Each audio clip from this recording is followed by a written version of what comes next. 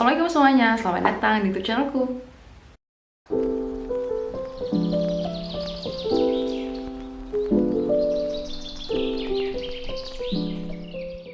Oke, jadi di sini aku bakal bahas sekalian tentang 10 kebiasaan yang aku lakukan yang membuatku hidup jauh lebih produktif.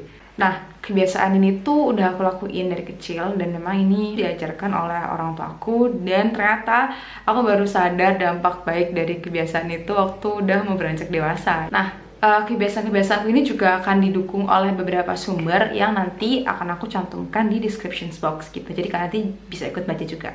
Oke, langsung aja. Yang pertama, tidur diusahakan tidak lebih dari jam 11 malam atau nggak begadang. Jadi aku biasanya mengusahakan tidur sekitar jam 10 atau kurang dari itu, atau mungkin paling mentok itu jam setengah 11. Kita kan tahu kalau misalkan tidur di atas jam 11 malam itu kan berarti kan begadang, dan begadang itu bener-bener buruk banget untuk kesehatan. Aku pernah melanggar kebiasaan ini waktu aku kuliah skripsi.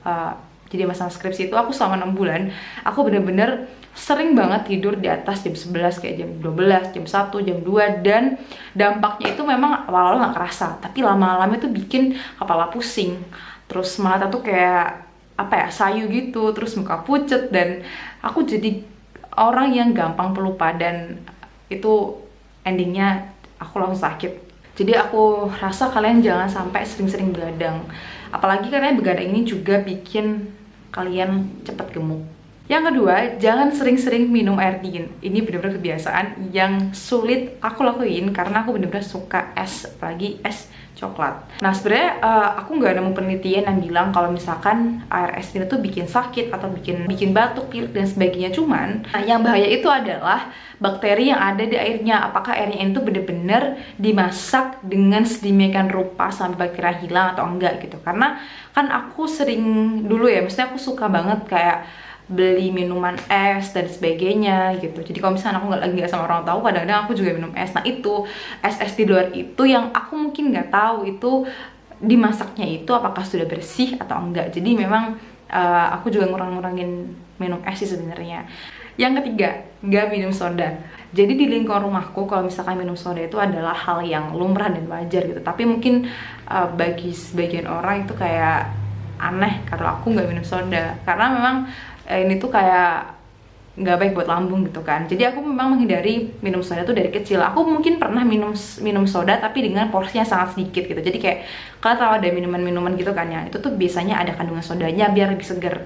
Nah, aku pernah minum kayak gitu. Cuman aku nggak pernah minum yang literally satu botol kayak Sprite atau Coca-Cola gitu. Aku nggak pernah. Pernah suatu hari waktu aku di Manila kemarin, aku kan ditawarin sama temanku untuk dibeliin minum gitu, mau minum susu atau minum soda.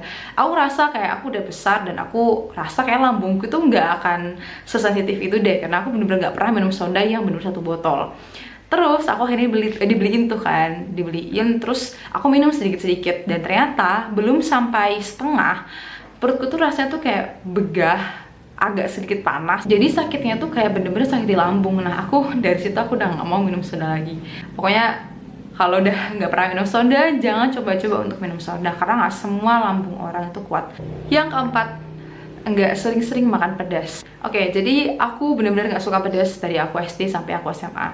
Kadang juga dicengin-cengin kayak, kok lo udah gede tapi lo nggak suka pedas gitu. Nah, aku pernah punya apa ya, pengalaman buruk ya. Kalau makan pedas terlalu banyak atau terlalu pedas, menurutku itu tuh bikin sakit perut gitu. Dan aku mulai belajar makan pedas itu waktu aku SMA, mungkin SMA kelas 2, kelas 3 yang aku mulai benar-benar yang makan gitu. Aku tuh kadang kayak mikir, kok bisa orang makan cabai sampai 5 gitu. Kayak aku aja makan mie yang dijual itu aku nggak pakai cabai bisa. Jadi aku kayak sering diceng-cengin kayak, apaan sih kalau lu nggak suka pedes gitu, kayak lu makan apa kalau nggak suka pedes gitu. Yang kelima, biasain untuk jogging atau olahraga. Jadi aku udah terbiasa olahraga udah dari kecil, dan aku juga SMA juga sempat ikut taekwondo untuk tetap menjaga aku olahraga. Nah, waktu aku kuliah aku juga ikut taekwondo kan. Nah, pas aku nggak taekwondo lagi, itu bener-bener susah untuk membiasakan olahraga lagi, karena dari kecil sampai aku kuliah itu kan aku ada temen gitu untuk olahraga. Tapi pas aku di zaman-zaman skripsi aku udah nggak taekwondo lagi, itu buat ngebiasain olahraga tuh susah banget gitu. Kalau misalnya aku di rumah ya susah sih untuk kebiasaan untuk awalnya, tapi disempetin seminggu sekali tetap harus olahraga, karena kalau enggak aku udah kebiasaan olahraga terus nggak olahraga lagi, itu ternyata bikin sakit. Yang keenam adalah jarang minum kopi. Oke, jadi kenapa aku jarang minum kopi? Sebenarnya kalau dibilang doyan, aku lebih doyan kopi daripada makan pedes ya. Karena menurutku kopi itu enak, tapi bukan kopi yang kopi hitam, tapi kayak white coffee gitu. Itu aku masih bisa minum, tapi emang nggak setiap hari. Aku agak sering minum kopi itu adalah waktu aku skripsi ya, karena aku harus nyelesain skripsiku sampai malam gitu. Tapi aku tahu kalau kandungan kafeinnya itu tinggi, itu bikin aku nanti nggak bisa tidur dan nanti malah bikin sakit, karena kalau kebanyakan begadang habis minum kopi ada kafeinnya, terus kamu begadang, akhirnya tidurmu jadi berantakan, kamu sakit, kepalamu sakit, mukamu pucat, dan itu malah nanti nggak produktif. Jadi aku sendiri udah berbulan-bulan nggak, atau udah setahun ya, pokoknya udah berbulan-bulan aku nggak minum kopi sama sekali. Kalau kemarin-kemarin mungkin sekali, 2 kali, 3 kali masih minum, tapi kalau beberapa bulan terakhirnya aku udah gak minum kopi lagi. Karena aku tuh nggak akan minum kopi kalau nggak pengen, kalau nggak butuh gitu.